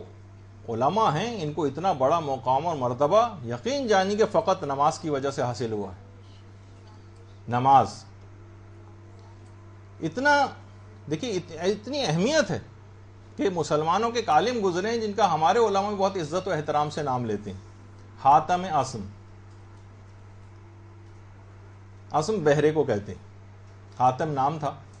ایک دفعہ ایک عورت ان سے میں جو جملہ تھا نماز کے سلسلے میں وہ تو میں آگے چل کے آپ کے سامنے پیش کروں گا، ان کے متعلق ایک بات بتا دوں کہ ایک دفعہ ان کا یہ نام کیوں پڑا تھا۔ ایک دفعہ ایک عورت ایک مسئلہ پوچھنے کے لیے ان کے پاس آئی، اور جسمانی عوارض ہوتے ہیں انسان بعض اوقات، جسم سے رہا خارج ہوئی آواز کے ساتھ، انتہائی شرم سے وہ عورت بالکل گڑ گئی کہ ایک عالم دین کے سامنے ایسا واقعہ ہو گیا، ایک مسئلہ پوچھنے آئی۔ انہوں نے فوراً بات بنائی کہ تمہاری آواز مجھے نہیں آئی مسئلہ پوچھنے کی، ذرا بلند آواز سے پوچھو۔ اس نے ذرا سا بلند آواز کی، کہا کہ نہیں ابھی بھی سمجھ میں نہیں آیا، اور زیادہ بلند آواز سے پوچھو۔ اس نے پھر اپنا مسئلہ بتایا، یہاں تک کہ تقریباً چیخ کے اسے مسئلہ بتانا پڑا کہ اب مجھے سمجھ میں آیا کیونکہ مجھے سنائی بہت کم دیتا ہے۔ اس عورت نے سکون کا سانس لیا کہ میری عزت رہ گئی۔ اس وقت سے لے کر انہوں نے اس بات کی اتنی پاسداری کی کہ اس کے بعد گویا لوگوں سے سننا ہی چھوڑ دیا، یہاں تک کہ جب اس عورت کا انتقال ہوا پھر جا کر یہ بات کھولی کہ انہوں نے، تاکہ اس عورت کو یہ احساس نہ ہو کہ اور اس شرمندگی سے بچ جائے، اور پوری زندگی بہرا بن کے گزاری۔ تو اس سے آپ ان کا مقام اور مرتبہ، بہرحال بڑا علماء ہمارے ان کا بڑا عزت و احترام سے نام لیتے ہیں۔ خود حاتم اسم یہ بات بیان کرتے تھے کہ اگر میرا بیٹا مر جائے تو 1000 لوگ کم سے کم اس کی تعزیت کے لیے میرے پاس آ جائیں گے، لیکن اگر میری ایک نماز قضا ہو جائے تو کوئی شخص بھی میرے پاس تعزیت کے لیے نہیں آتا۔ یعنی اتنی بے توقیر ہو گئی ہے نماز۔ تو بہرحال خود کہتے تھے کہ لوگوں کی نگاہ میں دنیاوی جتنی مصیبتیں ہیں وہ آخروی مصیبتوں سے بہت لوگ زیادہ سمجھتے ہیں، حالانکہ اخری مصیبت دنیاوی مصیبتوں کے مقابلے میں کتنی سخت ترین ہے یہ سوچا بھی نہیں جا سکتا۔ ابھی جیسے بار بار کچھ ایران عراق جنگ کے حوالے سے ایرانی قیدیوں کا تذکرہ ہو رہا تھا، جو لوگوں نے باتیں وہاں کی آ کر بتائیں کہ ایرانی قیدی جس وقت نمازیں پڑھتے تھے وہاں پر، تو جو عقوبت خانے، قید خانے، جو ٹارچر سیل بنائے ہوئے تھے، یہ سامنے آپ کے ٹارچر سیل، تو ان نمازیوں کے لیے ایک ٹارچر سیل بنایا گیا تھا، جو بھی نمازیں قید خانوں میں پڑھتا تھا باقاعدہ ان کے منہ پر سیاہ رنگ کیا جاتا تھا، ان کی چاقوؤں سے آنکھیں نکالی جاتی تھیں، ان کی زندہ جسموں سے کھال اتاری جاتی تھی، یہاں تک کہ نمازی جو اس کے باوجود بھی جو قیدی ہوتے تھے وہ اشاروں، یعنی نماز نہیں چھوڑتے تھے اور اشاروں سے نماز پڑھتے تھے، کیونکہ اگر یہ سب کام کریں گے تو بہرحال ان کو یہ سزائیں اس طرح سے دی جائیں گی۔ نوٹ کیا جاتا تھا، کوئی شخص سجدہ نہیں کر سکتا تھا وہاں پر، نمازیں نہیں پڑھ سکتا تھا، یہاں تک کہ دل ہی دل میں اشاروں کے ساتھ نماز پڑھتے تھے، لیکن نماز کو پھر بھی اس موقع پر ترک نہیں کرتے تھے۔ یہی وجہ ہے کہ دیکھیے خود ہمارے پانچویں امام محمد باقر علیہ الصلوۃ والسلام فرماتے ہیں ملک الموت کے متعلق کہ ملک الموت روزانہ نمازوں کے اوقات میں ہر گھر کے اندر جھانکتا ہے، ہر گھر کے اوپر نگاہ رکھتا ہے، اور یہ بات خود ملک الموت نے پیغمبر اسلام کو بیان کی جو پانچویں امام کی حدیث کے اندر نقل ہوئی۔ ملک الموت نمازوں کے اوقات میں تمام دنیا کے گھر والوں کو دیکھتا ہے۔ جب ایک دوسری روایت میں پیغمبر نے فرمایا کہ اگر گھر والے اول وقت میں نماز پڑھنے کے عادی ہیں، اول وقت میں نمازوں کو انجام دے رہے ہیں، تو وقت مرگ ملک الموت ان کو کلمہ شہادت کی تلقین کرتا ہے اور شیطان کو دور کرتا ہے۔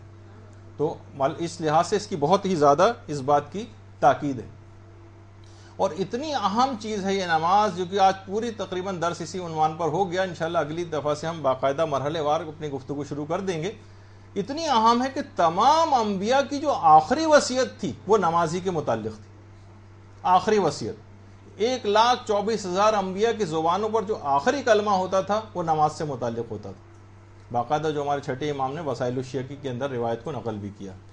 اچھا، علماء فرماتے ہیں کہ اس کے مطلب ہے کہ یہ جو روایت ہے چھٹے امام کی، اس کے دو مطلب نکلتے ہیں،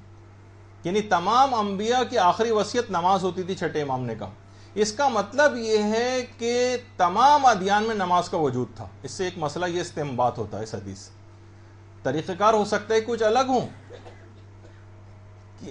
کہ تمام ادیان میں نماز کا وجود پایا جاتا تھا اور تمام پیغمبر اہل نماز تھے۔ اور دوسری بات یہ بھی پتہ چلتی ہے کہ 1,24,000 انبیاء جو تھے، نماز ان کی پسندیدہ ترین عبادت تھی، کہ انتقال سے پہلے انسان دیکھیے اپنی خاص الخاص بات کو تذکرہ کرتا ہے، جو انشاءاللہ اگلی نشستوں میں ہم ائمہ کے حوالے سے بھی آخری اوقات میں کس طرح سے نماز کی تاکید کرتے تھے اس کا ذکر آئے گا۔ خود ہمارے اپنے علماء میں سے علامہ عبد الحسین الامینی، جن کی کتاب الغدیر، یہ حرم امام رضا علیہ الصلوۃ والسلام میں، اللہم صلی علی محمد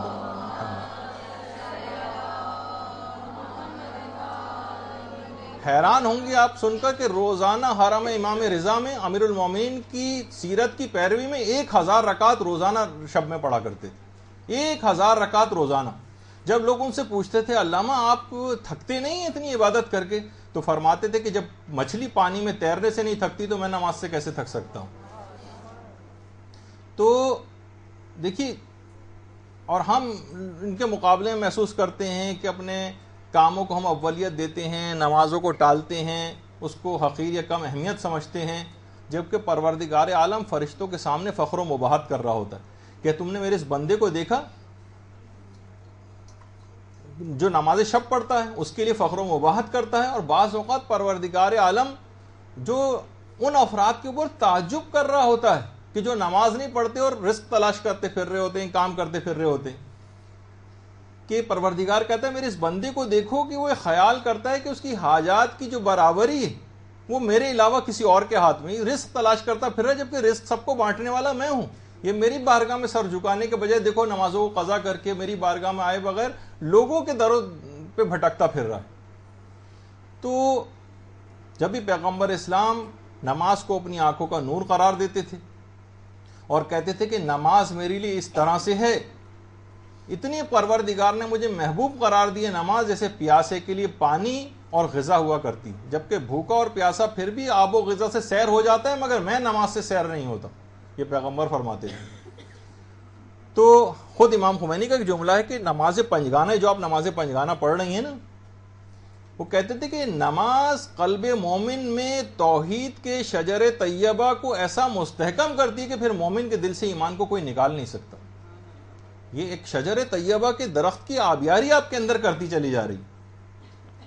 تو کہتے تھے بس میرے بھائیوں، جو خطاب کرتے تھے لوگوں سے، اپنے دینی واجبات خصوصاً نماز پنجگانہ کی ادائیگی میں کبھی سستی سے کام نہ لینا. اور یہی وجہ ہے کہ ایک بہت بڑے ہمارے علماء میں سے گزرے ہیں، ایک عالم ان کے متعلق فرماتے ہیں، آیت اللہ شیخ محمد حسین غروی اصفہانی کمپانی کے متعلق ہمارے ایک عالم گزرے شیخ محمد حسن غروی اصفہانی کمپانی. ایک عالم دین کہتے ہیں کہ ہم ان کے گھر درس لینے کے لیے جایا کرتے تھے. تو ایک دفعہ ہم وقت سے کچھ پہلے پہنچ گئے. دیکھیے اس طرح سے لوگ نمازیں پڑھتے رہے صرف آپ کو یہ اہمیت بتانے کے لیے. فیس بک پہ ہمارا جو مدرسے کا اکاؤنٹ ہے اس میں ہم اس طرح کی بہت ساری چیزیں آج کل لگا رہے ہیں. آپ کوشش کریں کہ اس پہ جا کر بہت ساری چیزیں آپ سیکھ سکتی ہیں. وہ کہاں ہم کہاں کے نام سے ہم نے اس میں چیزیں لگائیں کہ تاکہ پچھلے لوگوں کی سیرت رہے اور ہم اپنے کردار کو دیکھیں ایک آئینے کے طور پر. تو شیخ محمد حسن غروی اصفہانی کمپانی ان کے پاس جب کچھ علماء درس لینے کے لیے ان کے پاس آتے تھے تو کچھ وقت سے پہلے پہنچ گئے. وہ کہتے ہیں کہ ہم نے دیکھا کہ ہمارے استاد اپنے گھر کے گوشے میں جو ہے وہ نماز پڑھ رہے ہیں. تو ہم ایک بات دیکھ کر کمرے میں جیسے ہی داخل ہوئے حیران رہ گئے کہ ہمارے استاد نماز میں جو اذکار کر رہے تھے در و دیوار سے انہی اذکار کی گونج ہم کو سنائی دے رہی تھی، جیسے در و دیوار خود ذکر الہی جو ہے کر رہے ہیں. یعنی ہم لوگ بہت ہی زیادہ ایک لحاظ سے دہشت زدہ سے ہو گئے دیکھ کر، لیکن ایک عجیب روحانی ماحول وہاں کا اس کمرے کا جو ہے موجود تھا. تو آپ نے دیکھا کہ اس طرح سے لوگ اپنی نمازوں کی حفاظت کرتے رہے ہیں، اپنی نمازوں کو اتنا بلند مقام کے اوپر لے جاتے رہے ہیں کہ پھر در و دیوار بھی ان کے ہم نوا ہو جاتے ہیں. جیسے حضرت داؤد کے متعلق ملتا ہے کہ جس وقت وہ زبور کی تلاوت کرتے تھے جہاں جہاں سے گزرتے تھے در و دیوار سے، درختوں سے، پتوں سے، پودوں سے، پتھروں سے زبور کی تلاوت کی آوازیں آتی تھیں. تو وہ تو نبی خدا تھے، لیکن آج کل بھی ہمارے علماء جو بھی اس قسم کی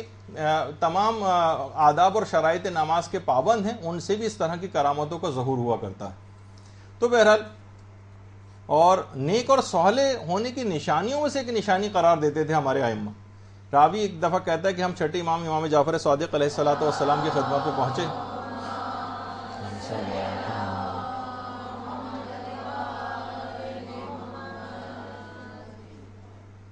تو ہم نے اپنے ایک دوست کی بہت تعریف کی کہ مولا وہ بہت نیک اور صالح ہے، بہت ہی بہترین آدمی، بہت تعریفیں کی. امام نے کہا کہ یہ بتاؤ نماز کے بارے میں اس کا روش اور طریقہ کیا ہے. یعنی امام دوسرے الفاظ میں یہ سمجھانا چاہ رہے تھے کہ کیا وہ نمازوں کو اول وقت پڑھتا ہے نہیں پڑھتا، نمازوں کو اہمیت دیتا ہے نہیں دیتا، تمام باتیں چھوڑو، تم یہ بتاؤ کہ نماز کے بارے میں اس کا طریقہ کار کیا ہے۔ تو بہرحال امام اس سے اندازہ لگاتے تھے کہ ایسا شخص دوستی کے قابل بھی ہے یا نہیں۔ پتہ چلا نمازوں کو بالکل لیٹ کر رہا ہے تو وہ شخص دوستی کے بھی قابل امام اس کو نہیں سمجھتے۔ اور ظاہر ہے جب خود ہمارے ائمہ کی طریقہ کار یہ تھا، ہمیں امیر المومنین علیہ الصلوۃ والسلام کے متعلق ملتا ہے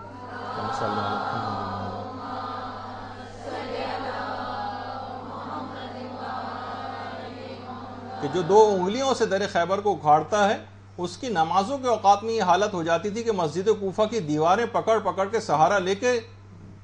جاتے تھے اور نماز کو ادا فرماتے تھے۔ اتنی طاقت اور ہمت نہیں رہ جاتی تھی کہ خدا کی بارگاہ میں کھڑا ہونا۔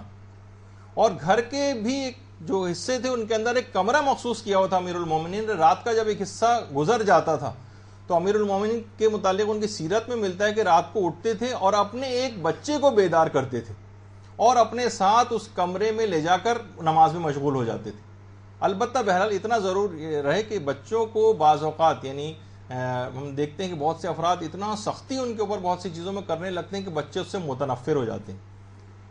تربیت اولاد کے سلسلے میں کتاب پڑھا تو اس میں باقاعدہ ایک نوجوان کی بات میں نے پڑھی جس نے جوانی میں نماز ترک کر دی تھی۔ بچپن میں تو نماز پڑھتا تھا، جوانی میں ترک کر دی۔ پوچھا کہ ارے تم بچپن میں نماز پڑھتے تھے، اب کیوں ترک کر دی؟ کہنے لگا کہ بچپن میں تو میرا باپ اپنے ہاتھ میں ایک ڈنڈا لے کے آتا تھا اور بہت میں خوف کے عالم میں نماز پڑھتا تھا۔ صبح کے وقت بھی انتہائی سخت لہجے اور درست لہجے میں مجھے نماز کے لیے اٹھاتا تھا،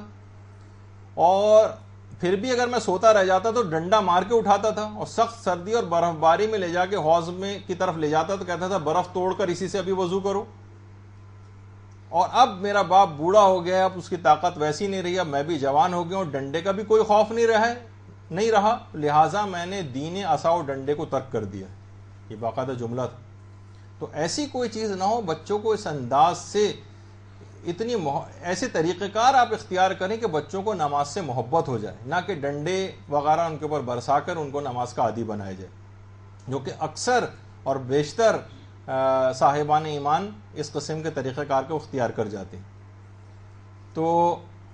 ہاں، جو اس طریقہ کار جن کو محبت ہوتی ہے نمازوں سے، جبھی ہمیں ملتا ہے کہ خود سوچیے کہ خانوادہ اہل بیت کے جو پروردہ افراد تھے، جیسے امام حسین کی بیٹی فاطمہ بنت الحسین سلام اللہ علیہ، درود بھیجیے اللہم صلی علی محمد۔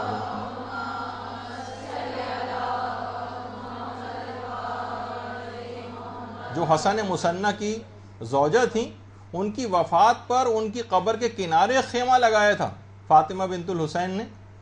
اور 1 سال تک اس خیمے میں رہی تھیں اور دن بھر روزے رکھتی تھیں اور رات بھر عبادت خدا میں کھڑی رہتی ہیں۔ ایسا نماز پڑھنے کے پھر عادی لوگ ہو جاتے ہیں۔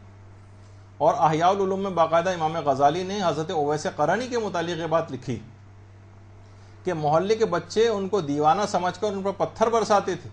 اور مانتے ہی نہیں تھے، لیکن یہ پھر بھی بچوں کے پاس جا کر کہتے تھے بچوں چھوٹے چھوٹے کنکر مار لیا کرو تاکہ میرے جسم سے خون نہ نکلے، کیونکہ اگر خون نکل کر کپڑوں پہ آ جائے تو کپڑے نجس ہو جاتے ہیں اور میں اول وقت نماز سے محروم ہو جاتا ہوں۔ اس طرح سے لوگ نمازوں کے عادی ہوا کرتے تھے، اور یہی وجہ ہے کہ حضرت جابر بن عبداللہ انصاری، جابر جن کا بغداد سے تقریباً 30 میل کے فاصلے پر ان کی قبر مبارک ہے، جو تبدیل شدہ قبر ہے، حضرت حذیفہ کے واقعے میں پھر تبدیل ہوئی تھی ان کی قبر۔ تو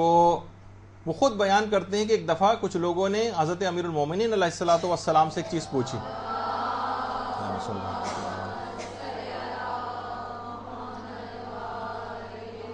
اور کہا کہ آپ یہ بات بتائیے کہ پیغمبر اسلام کا وقت انتقال پیغمبر کی زبان پر کیا جملہ تھا؟ تو انہوں نے فرمایا کہ رسول کے انتقال کے وقت ان کا سر میرے شانے پر تھا اور پیغمبر اسلام یہ کہہ رہے تھے یا علی الصلاۃ الصلاۃ،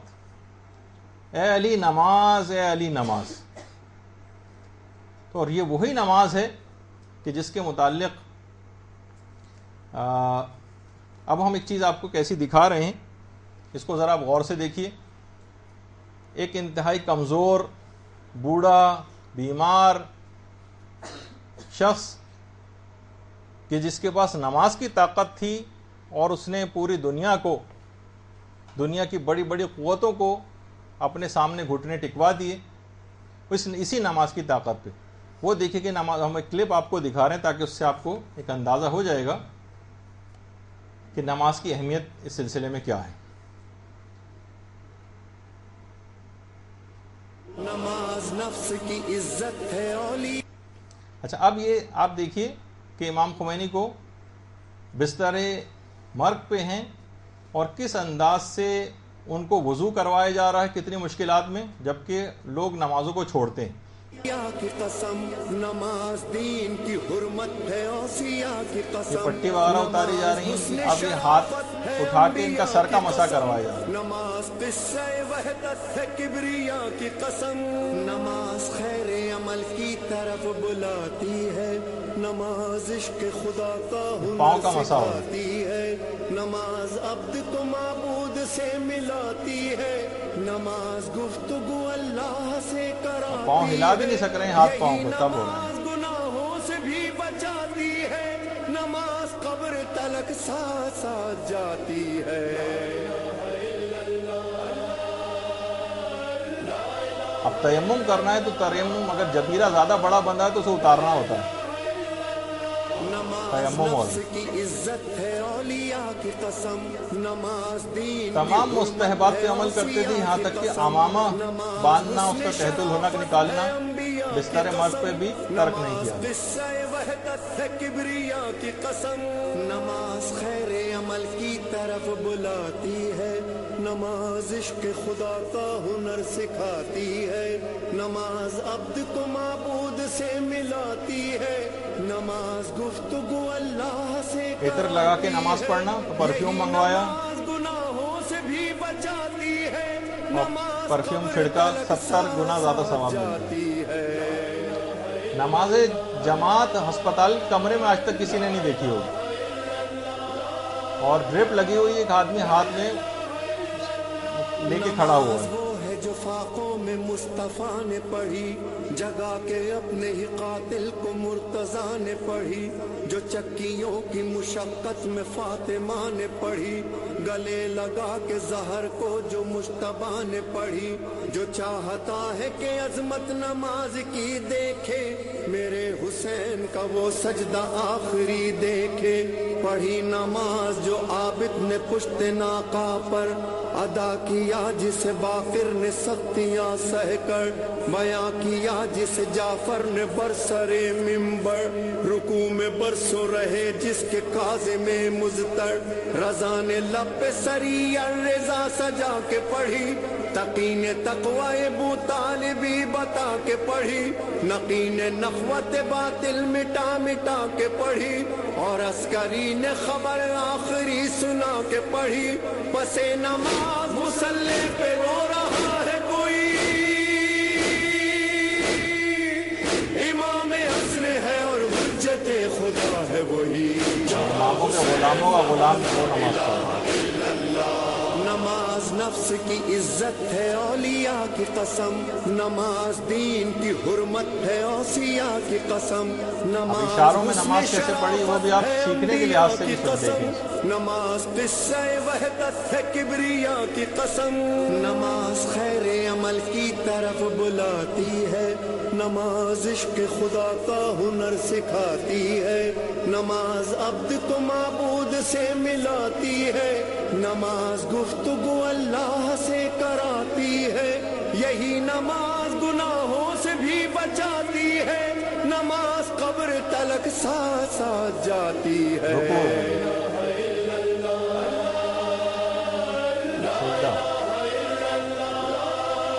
دوسرا سجدہ. نماز وہ ہے جو فاقوں میں مصطفیٰ نے پڑھی، جگا کے اپنے ہی قاتل کو مرتضیٰ نے پڑھی، جو چکیوں کی مشقت میں فاطمہ نے پڑھی، گلے لگا کے زہر کو جو مجتبیٰ نے پڑھی، جو چاہتا ہے کہ عظمت نماز کی دیکھے، میرے حسین کا وہ سجدہ آخری دیکھے. پڑھی نماز جو عابد نے پشت ناقہ پر ادا کیا، جسے باقر نے سختیاں سہ کر بیاں کیا، جسے جعفر نے برسر منبر رکوع میں برسوں مستحبات کے رہے ساتھ۔ جس کے قاضی میں مزتر رضا نے لب پہ سری رضا سجا کے پڑھی، تقی نے تقوی ابو طالبی بتا کے پڑھی، نقی نے نخوت باطل مٹا مٹا کے پڑھی، اور عسکری نے خبر آخری سنا کے پڑھی۔ پس نماز مصلی پہ رو رہا ہے کوئی، امام عصر ہے اور حجت خدا ہے وہی، جہاں حسین وہاں لا الہ الا اللہ، جہاں حسین وہاں لا الہ الا اللہ۔ نماز اب نفس آپریشن کی شروع ہو گیا۔ عزت ہے اولیاء کی قسم، نماز دین کی حرمت ہے اوصیاء کی قسم، نماز حسن شرافت ہے انبیاء کی قسم، نماز قصہ وحدت ہے کبریا کی قسم، نماز خیر عمل کی طرف بلاتی ہے، نماز عشق خدا کا ہنر سکھاتی ہے، نماز عبد کو معبود سے ملاتی ہے، نماز گفتگو اللہ سے کراتی ہے، یہی نماز گناہوں سے بھی بچاتی ہے، نماز قبر تلک ساتھ ساتھ جاتی ہے۔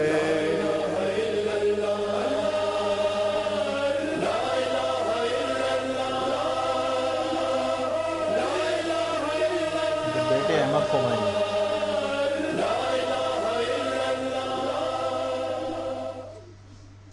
تو آپ نے دیکھا کہ نماز کی اہمیت، انشاءاللہ اگلی نشست سے ہماری نماز پر ترتیب وار گفتگو شروع ہو جائے گی۔ وصلی اللہ علی محمد وآلہ الطیبین الطاہرین۔